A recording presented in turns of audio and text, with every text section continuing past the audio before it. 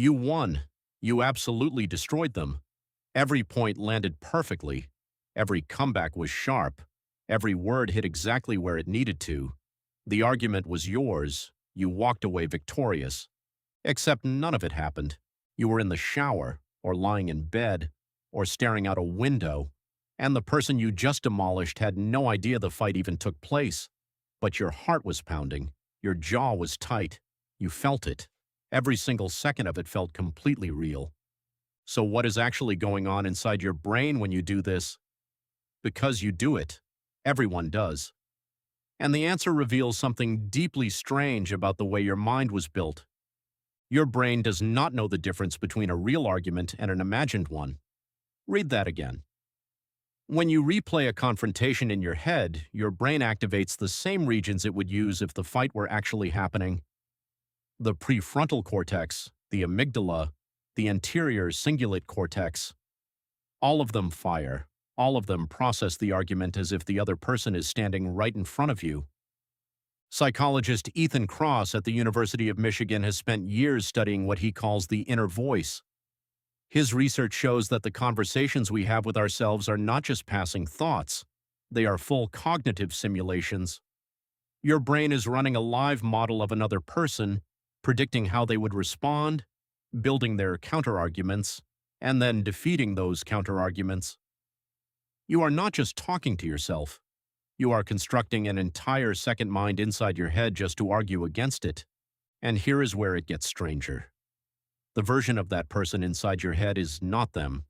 It is your brain's best guess at them, built from every interaction you have had with them, every facial expression you noticed, every tone of voice, every pattern of behavior.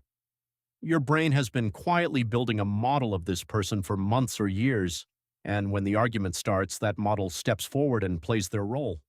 This is called mental simulation, and your brain uses it constantly, not just for arguments, for every social situation you have ever rehearsed, every difficult conversation you have prepared for, every job interview you practiced in your bathroom mirror.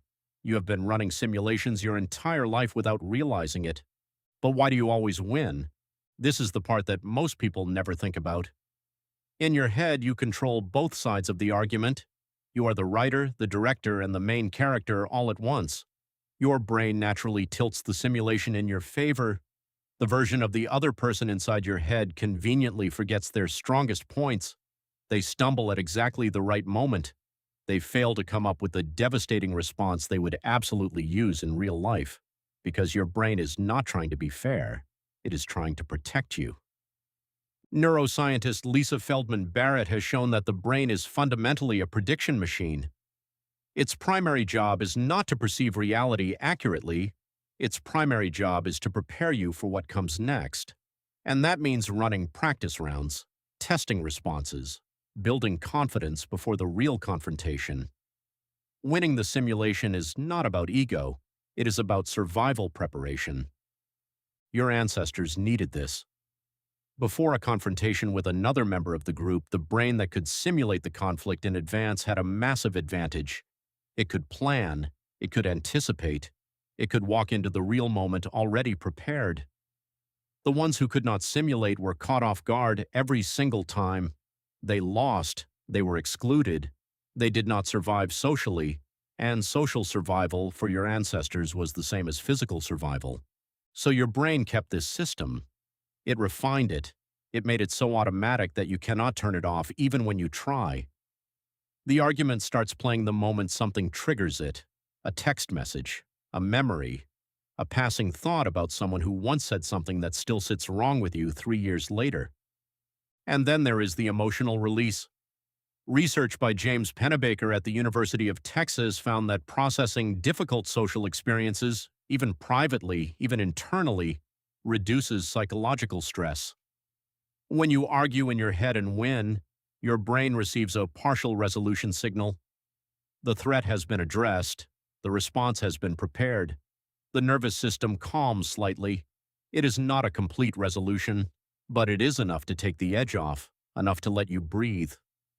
This is also why the argument never quite goes away, because the real version never happened. The real person never heard your perfect response.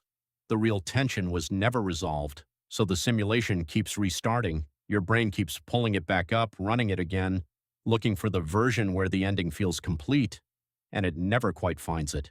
Because the only ending that would truly close the loop is the real conversation, the one most people never have.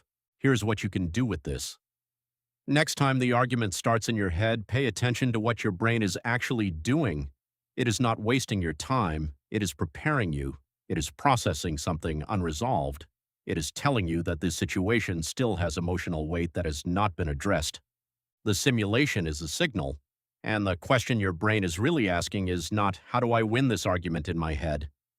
The question is, what do I actually need to say out loud? You already know exactly what you want to say. You have rehearsed it dozens of times. The only thing left is deciding whether you are ever going to say it.